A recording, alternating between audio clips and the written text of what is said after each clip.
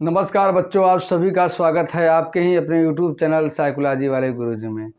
तो आज के क्लास में हम आप लोगों को जिस महत्वपूर्ण टॉपिक के बारे में बताएंगे या पढ़ाने वाले हैं, वो शोध का बहुत ही महत्वपूर्ण टॉपिक है और टॉपिक का नाम है शोध के प्रकार। इंग्लिश में इसको कहते हैं टाइप्स ऑफ रिसर्च। तो रिसर्च के जितने भी टाइप्स होते हैं उनको मैं इस वीडियो में आपको पढ़ाने वाला हूं और एकदम आसान भाषा में आपको समझाने वाला हूं। यदि आपको शोध के प्रकार के बारे में मतलब हर एक प्रकार के बारे में, एक एक प्रकार के बारे में पूरा डिटेल में वीडियो चाहिएगा तो आप कमेंट कर दीजिएगा, ठीक है। मैं यहाँ पर शोध के प्रकार को आपको समरी के रूप में पढ़ाने वाला हूँ। तो चलिए बिना किसी देरी के आज की क्लास को हम शुरू करते हैं। देखिए, शोध क्या होता है, शोध के बारे में मैंने आपको पिछले क्लास में बता दिया है, आप जाकर उसको देख सकते हैं। तो आज के वीडियो में हमारे रहने वाला शोध के प्रकार। तो शोध के निम्नलिखित प्रकार होते हैं, जिसमें सबसे पहला प्रकार है मौलिक या सैद्धांतिक अनुसंधान, या इसको शोध बोलते हैं। इसको इंग्लिश में कहते हैं बेसिक या प्योर रिसर्च। अब ये रिसर्च क्या होता है, देखिए, मौलिक या सैद्धांतिक शोध वह शोध होता है जिसके माध्यम से हम नवीन ज्ञान की प्राप्ति करते हैं, नवीन ज्ञान की खोज करते हैं और पुराने ज्ञान का परिमार्जन करते हैं, ठीक है। इसे हम क्या कहेंगे, इसे हम कहेंगे मौलिक शोध बोलेंगे। और मौलिक शोध के माध्यम से सिद्धांतों का निर्माण भी किया जाता है। मौलिक शोध उस शोध को कहते हैं, मतलब कि जैसे ऐसा कोई चीज़ जिसका अभी आविष्कार न हुआ हो, जिसके बारे में संसार न जानता हो, उसके बारे में जब अध्ययन करके उसको संसार के सामने लाया जाता है तो उसे मौलिक शोध कहते हैं, या उसको क्या है, उसको सैद्धांतिक शोध कहते हैं। देखिए, जैसे बल्ब का आविष्कार हो गया, ठीक है। पहले जब थॉमस अल्वा एडिसन ने बल्ब का आविष्कार किया तो उससे पहले इसका नॉलेज किसी के पास नहीं था और नहीं हुआ था। तो ये नवीन ज्ञान था, नया ज्ञान था। ये क्या है, इसमें जो रिसर्चर होते हैं वो क्या होते हैं, बिना किसी व्यवहारिक अनुप्रयोग के जो है नवीन ज्ञान की खोज करते हैं और उसके आधार पर क्या है, सिद्धांतों का निर्माण करते हैं। इसे मौलिक शोध करते हैं। जैसे आपने साइकोलॉजी में अधिगम की जितनी थियरी देखी, जैसे आपने कुत्ते का देखा है सिद्धांत, पावलॉव का सिद्धांत देखा है, ठीक है, कैसे उन्होंने कुत्ते को अनुबंधित कर दिया, उसके बाद स्किनर का देखा। तो ये सब क्या है, नवीन ज्ञान की प्राप्ति है। मतलब जो संसार में नहीं हो, ठीक है, उसका वो संसार में ना, उसका ना व्यवहार में हो, तो उस बात को क्या है, संसार के सामने लाना। जैसे जब न्यूटन का जो नियम हो गया है, ठीक है, ये भी जो न्यूटन का नियम जो बना तो वो ये नया खोज है, इसलिए इसको कहा गया नवीन ज्ञान की प्राप्ति करना और पुराने ज्ञान में परिमार्जन करना, ठीक है। और इसका एग्जाम्पल यही हमने आपको, जैसे कि ब्रह्मांड की संरचना का अध्ययन करना, तो ये क्या है, ये नवीन ज्ञान है। ऐसे तथ्य जो समाज के सामने या संसार के सामने न आए हों, ठीक है, जिन पर अध्ययन बहुत कम किया गया हो या न किया गया हो, उनके बारे में अध्ययन करके एक नई चीज़ जो है संसार के सामने लाना, उसे हम मौलिक शोध या सैद्धांतिक शोध बोलते हैं। अब हम आते हैं दूसरे शोध के प्रकार में, इसको हम अनुप्रयुक्त अनुसंधान कहते हैं, या इसको हम व्यवहारिक अनुसंधान कहते हैं, यानी कि अप्लाइड रिसर्च करते हैं, यानी कि व्यवहारिक अनुप्रयोग करना, ठीक है। जैसे जो भी हमारे पास सिद्धांत हैं, ज्ञान है, उनका जब हम व्यवहार में उपयोग करते हैं, उसके माध्यम से किसी समस्या का समाधान करते हैं, तो उसे हम क्या बोलते हैं, अप्लाइड रिसर्च कहते हैं। जैसे कि मान लीजिए, मैं आपको एग्जांपल बताता हूँ। आप जो है मोरल नैतिक शिक्षा आपको दिया जाता है, पढ़ाया जाता है कि ऐसे हमें रहना चाहिए, ऐसे बोलना चाहिए, कैसे हमें किसी से बात करना चाहिए, तो वो एक तरह से थियोरेटिकल नॉलेज है, ठीक है। और जब हम उसको अपने व्यवहार में लागू करेंगे तो उसे हम क्या करेंगे, उसे हम अप्लाइड नॉलेज कहेंगे या अप्लाइड रिसर्च करेंगे। ठीक उसी प्रकार से अनुप्रयुक्त अनुसंधान वह अनुसंधान है जो मौलिक अनुसंधान पर निर्भर करता है, और मौलिक अनुसंधान से जो सिद्धांत बने हैं, नवीन ज्ञान की खोज हुई है, उसको क्या है, व्यवहार में लागू करने का प्रयास कौन करता है,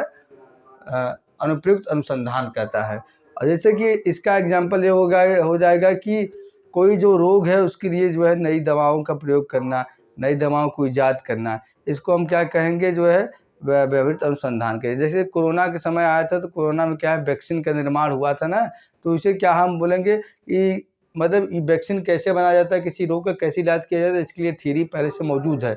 उसका अध्ययन करके क्या है, जब उसको हम प्रैक्टिकली रूप प्रदान करते हैं तो उसे हम क्या कहते हैं, व्यवहारिक अनुसंधान या अप्लाइड रिसर्च बोलते हैं।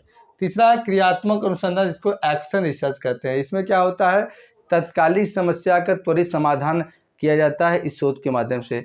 इसमें जो रिसर्चर होता है वो क्या करता है, जैसे कि जो समस्या स्कूल या कॉलेजों में तत्कालिक समस्या होते हैं उनका अध्ययन करके समाधान करते हैं। जैसे कि इसका एग्जाम्पल होगा कि किसी स्कूल में बच्चों की अनुपस्थिति क्यों है, ठीक है, बच्चों की अनुपस्थिति कम क्यों है, इस बात का अध्ययन करके जो है उसका समाधान जब किया जाता है तो उसे हम क्या कहेंगे, क्रियात्मक अनुसंधान कहेंगे।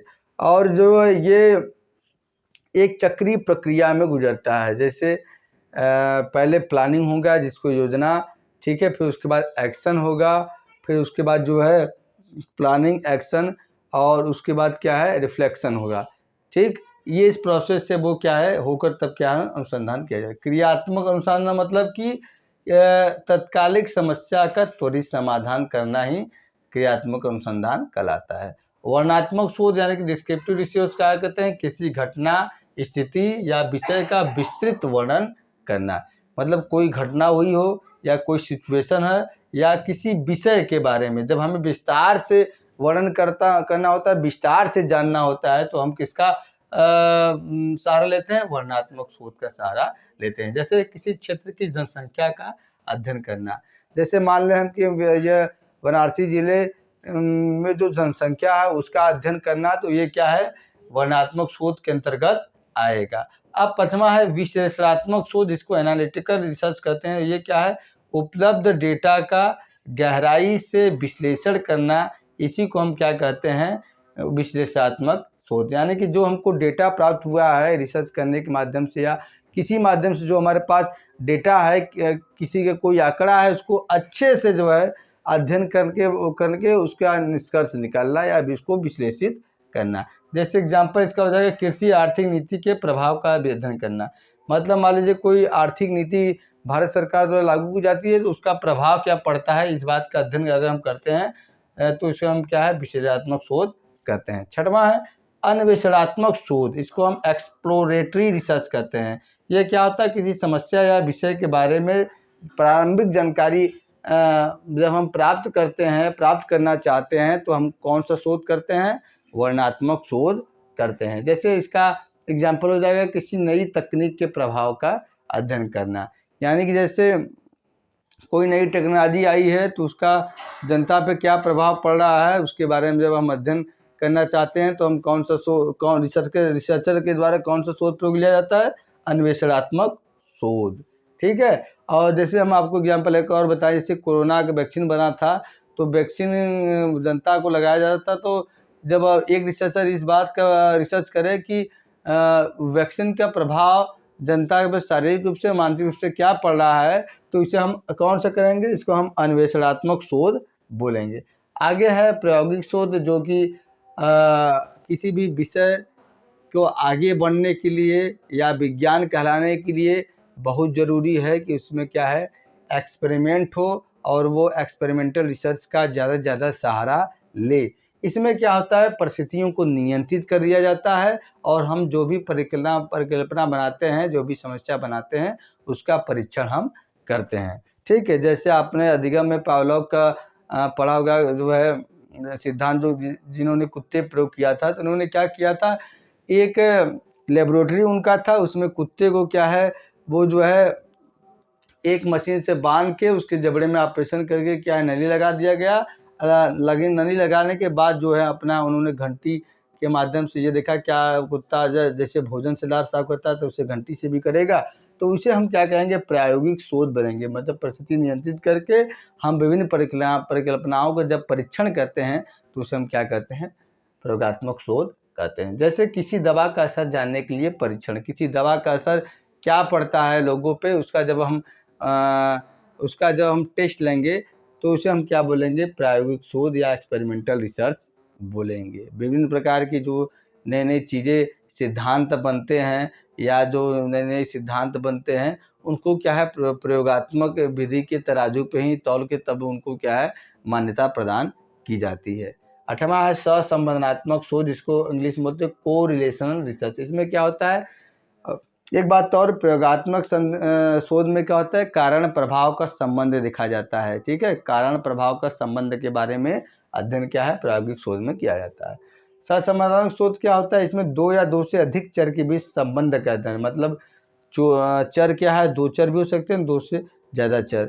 चर क्या होता है, किसी वस्तु की मापने योग्य गुणों को चर कहते हैं। बेसिकली 2 चर आपको रिसर्च में देखने को मिलते हैं, एक स्वतंत्र चर, एक आश्रित चर, लेकिन कभी कभी इससे ज़्यादा भी चर होते हैं जिसको हम मध्यवर्ती चर बोलते हैं। ठीक है, तो 2 या 2 से अधिक चर के बीच संबंध क्या है, इस बात का अध्ययन करने के लिए जब रिसर्चर कोई रिसर्च करता है तो उसे हम सहसंबंधात्मक शोध बोलते हैं।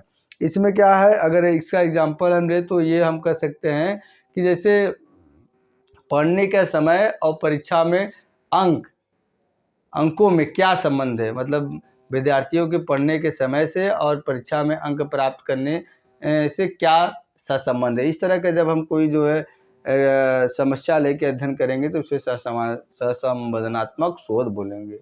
9वां हमारा है मात्रात्मक शोध, जिसको क्वांटिटेटिव रिसर्च करते हैं, यानी कि संख्यात्मक डेटा एकत्र करना और उसका विश्लेषण करना। यानी कि कहने के तात्पर्य है कि जो भी डेटा हमको गुणों के रूप में प्राप्त हुई है, गुणात्मक रूप में प्राप्त हुई है, उसको संख्यात्मक डेटा में बदलना और बदल के फिर क्या कहते हैं उनका विश्लेषण करके निश्चित निष्कर्ष पर निकालना है। जैसे आप ये कह सकते हैं कि राम की लंबाई 5 फीट है और श्याम की लंबाई 8 फीट है, या कह सकते हैं श्याम का वजन 120 केजी है। तो ये सब क्या है, ये सब मात्रात्मक शोध इसको बोलते हैं।